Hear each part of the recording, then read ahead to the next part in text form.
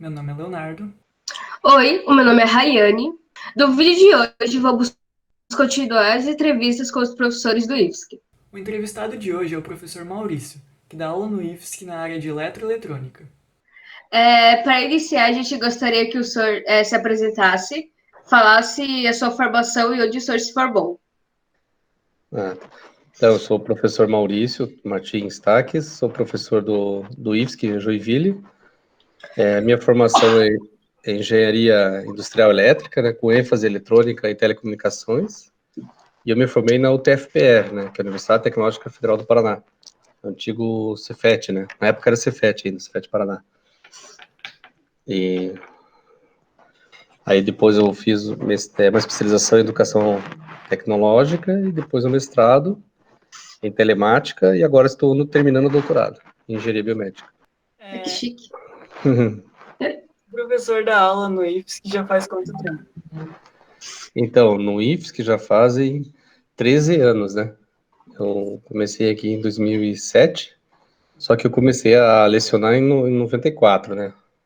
Na própria UTFPR, eu fiz o concurso lá, só que eu me formei no campus Curitiba e teve uma oferta de fazer concurso na unidade, né, no campus Pato Branco.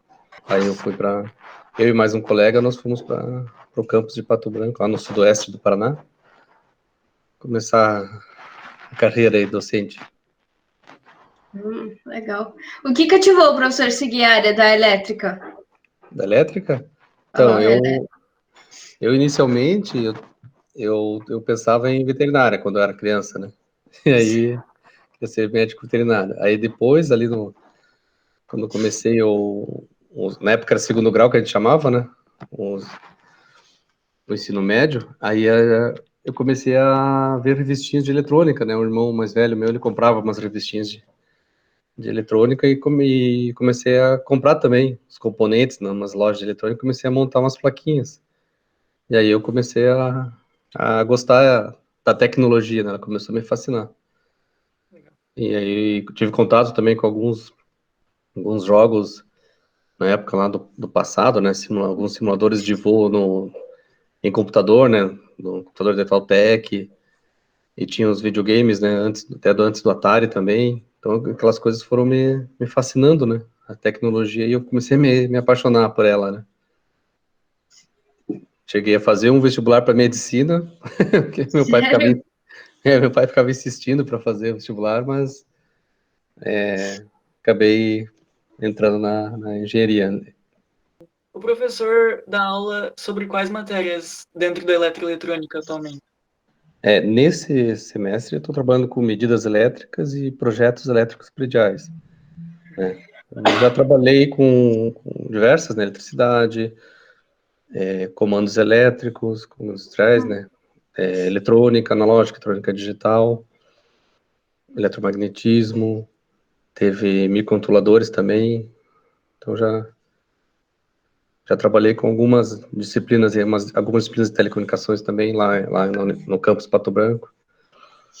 Então, conforme a demanda vai aparecendo, a gente vai para um lado ou para o outro. O senhor nasceu onde?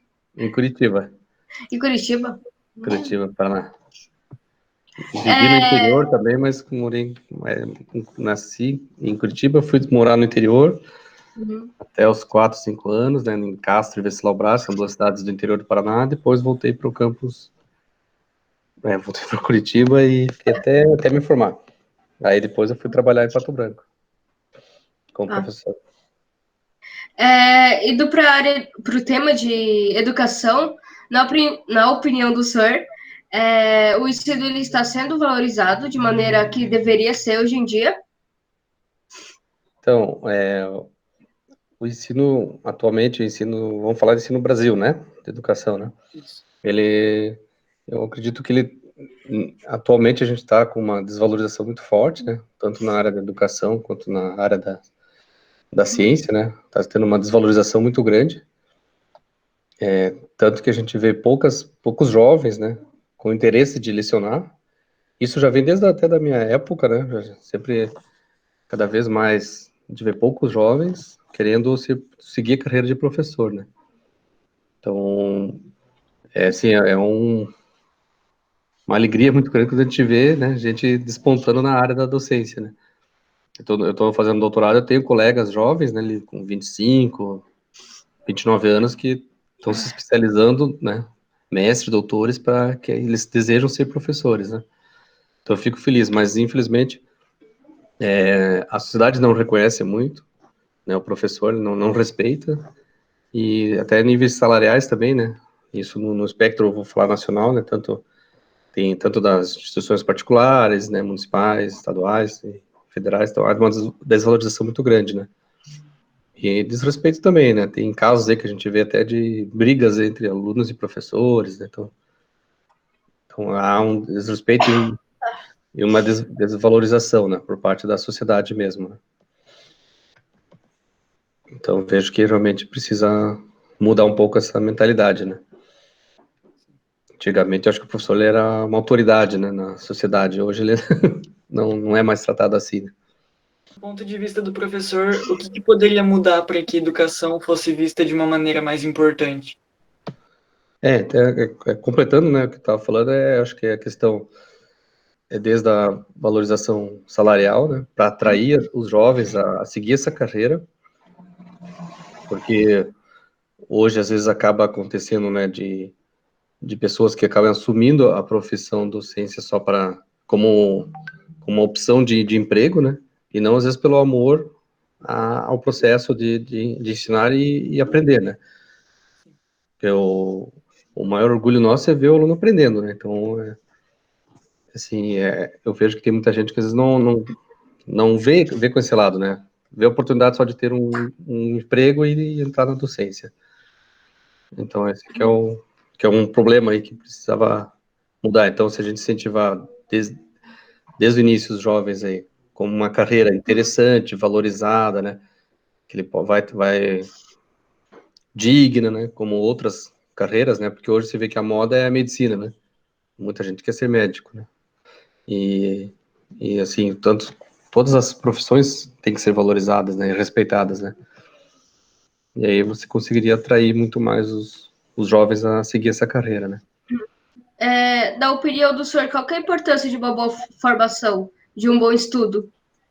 Então, existe além da instituição de ensino, né, ela é muito importante, mas eu acho que o empenho, a dedicação do estudante, do acadêmico, é o principal fator, né, então, o professor, ele tem que ser o mediador, né, mas o estudante ele tem que buscar as fontes de estudo, tem que se interessar a ler livros, a estudar, a fazer exercícios, né, tirar dúvidas. Então, o estudante que ele acaba vendo, né, o estudo como uma oportunidade dele crescer profissionalmente depois e mesmo culturalmente, né? Aí acho que ele vai conseguir ter um sucesso, né? Ter um sucesso no ensino dele, né? Então eu tenho um caso de um primo que hoje ele é vice-reitor, né, de uma universidade e ele passou no vestibular sem saber a disciplina de química, né? Ele zerou na prova de química, mas ele gabaritou na matemática. E ele lia um livro de matemática, ele não tinha apostila de cursinho, nada, né? Ele morava no interior, então através de um livro de matemática que ele estudou, e ele tirou 10 na prova do vestibular em matemática. Ele conseguiu entrar numa universidade federal na época. E hoje ele é vice-reitor, né, da universidade, uma particular que ele trabalha. Em relação ao curso técnico, o professor, qual que é a importância, assim? Qual portas ele pode abrir futuramente? O curso técnico, então, ele é a primeira entrada, né, pro jovem, né, entrar no mundo do trabalho, né. Então, ele vai conseguir, então, desde o início do estágio, depois a profissionalização dele, e já vai conhecer todo o mundo do trabalho que ele vai ter naquela área, né. No caso de vocês, na área de eletroeletrônica, ou no nosso curso também de mecânica, ele vai estar visualizando, né, aquele espaço laboral que ele tem, né, e as oportunidades que podem aparecer para ele, né. Muitas vezes, com a formação técnica, ela pode ser suficiente para o aluno já, né, na verdade, para o profissional já tá almejando até grandes cargos, né, profissionalmente, né. Vai depender muito da capacidade dele, né, e conhecimento de línguas, né, também o lado profissional dele, de desenvolvimento dele como cidadão, né, o traquejo dele tá almejando cargos também, né? E ele também pode também crescer também verticalmente no ensino, né? Seja nas engenharias, né? Ou em outras áreas que também, como no caso, por exemplo, de enfermagem, né? O técnico de enfermagem pode fazer um bacharel de enfermagem também, né? Ou uma medicina, outra área da saúde. Mas o técnico, ele acaba preparando o jovem também para um curso superior, né? Para um bacharel ou para uma licenciatura, e além da profissionalização que ele vai ter, né? E vai ter com isso ele vai conseguir até pagar seus estudos, né? E já ter né? Já viver, né? Profissionalmente, né? Já ter essa autonomia, né? Profissional, né? E facilita muito, né? Porque numa graduação, né? Eu particularmente não fiz, né? Ensino médio técnico, né? Eu fiz o propedêutico que a gente chamava na hora, né? Na época, né? Ensino médio simples, né? Só com as matérias da cultura geral. Mas eu acho que eu vejo que os nossos alunos aí, os egressos que saem do curso técnico, eles acabam entrando numa engenharia ou até outros cursos mesmo, né? Tem curso da área de humanas que eles entram, mas eles saem com uma formação muito bem preparados, né? Então eles acabam aproveitando o curso e uma formação mais completa, né? Então acho que vale a pena, né? Então, senhor, Oi. como que o senhor está lidando com essa pandemia? Depois de todos esses meses em casa, você acha que as pessoas estão mais acostumadas, já estão conseguindo produzir de maneira melhor as atividades das pessoas? Tarefas? Eu acredito que as pessoas começaram a aprender a lidar, estão se acostumando, mas é que o confinamento, né, ela acaba gerando outros problemas, né, outros estresses, né?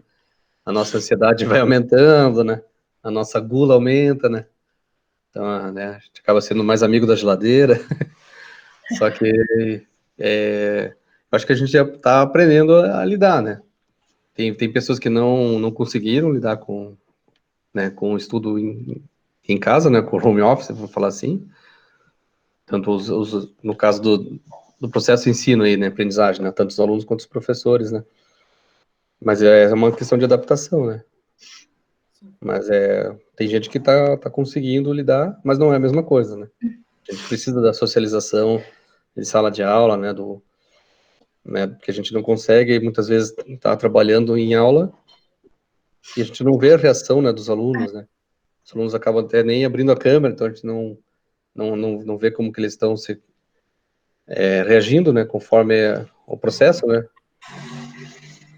Então, a gente às vezes nem sabe se eles estão ali presentes, né? Então, tem isso também, né? E é mais doloroso também tanto para o aluno quanto para o professor, né? Fazer muitas coisas digitais, né? Então, corrigir trabalho todo ele digital, né, na tela do computador é bem mais chato, né? Mais trabalhoso do que no papel, né? Muitas vezes você acaba já corrigindo o trabalho, já arrumando, consertando o trabalho, né? Porque às vezes fica mais fácil do que você ficar comentando no próprio arquivo, né?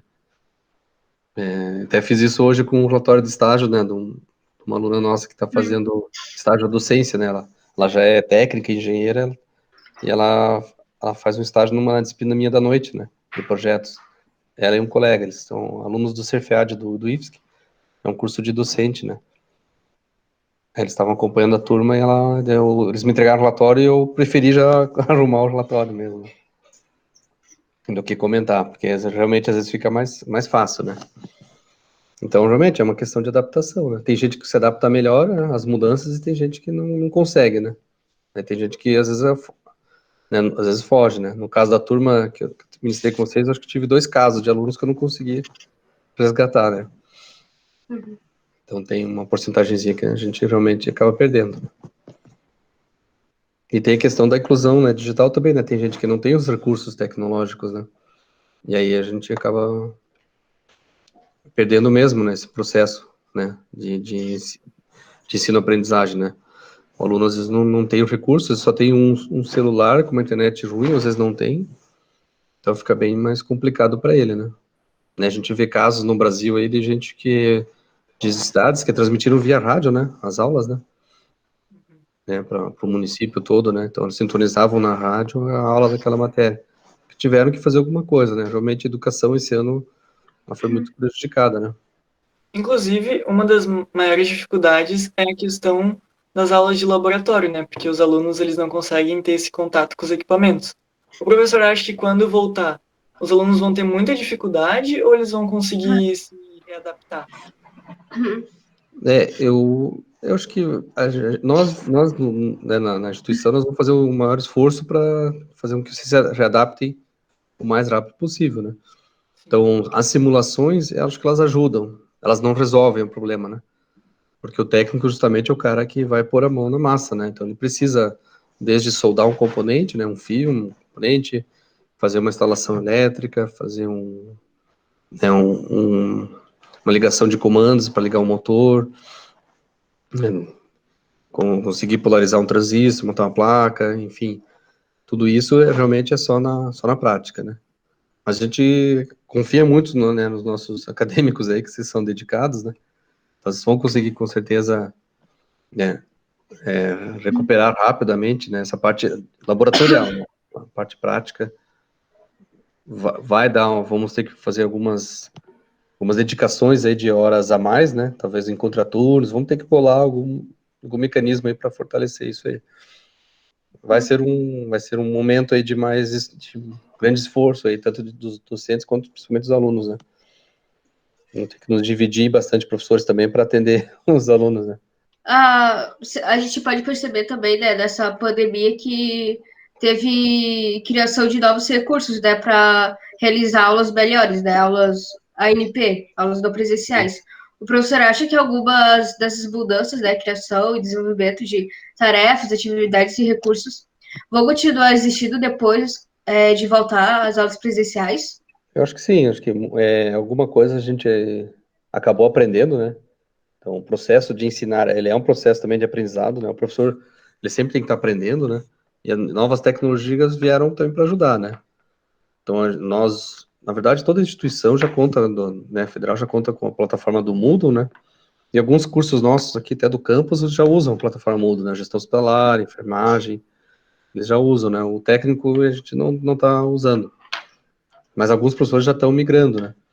Então, é uma plataforma interessante. Então, muitas coisas vêm para ficar, né? Às vezes o encontro aí, Google Meet, eu achei que é válido, né? Ou outras plataformas como Zoom, né? Tem diversas, né? Eu acho que ajudou a gente a ver o processo, né? De ensinar um pouco diferente, com outros olhos, né? A gente entende que a sala de aula ela é importante e ela é necessária, né? Mas muitas vezes o processo aí, as novas ferramentas que foram desenvolvidas e apresentadas para nós aí, elas vêm para ajudar, né? Vêm para ficar e muitas vezes podem ser até substituídas por outras, mas elas vão fazer parte aí de alguns professores que queiram também inovar, né? Já para finalizar, a gente queria que o professor desse um recado para os alunos que querem entrar no IFSC, que querem fazer algum curso. Então, a gente queria que o professor falasse alguma coisa para eles. Tá. Então, o IFSC, né, Instituto Federal de Santa Catarina, ou mesmo qualquer outro Instituto Federal, são instituições aí que houve um investimento muito grande, tanto na capacitação dos professores, né, dos servidores em geral. Então, nós contamos aí com um quadro docente muito bem qualificado, e é uma oportunidade aí de formação, né, pública, né, gratuita, 100% gratuita, com uma extrema qualidade, né. Então, não falo só do nosso campus, né, como toda a instituição, né, de Santa Catarina e do Brasil mesmo, né.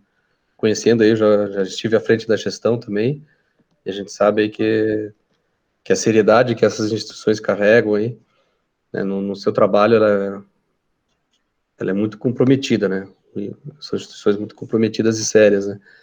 Então, acho que, né, você que gosta, né, da área que nós oferecemos, né, então acho que procure a instituição, porque senão vai se arrepender, né. São uma formação de excelência, de qualidade, nós temos muito sucesso até de aprovação no Enem, né, e altos índices aí na avaliação do ENAD também, né.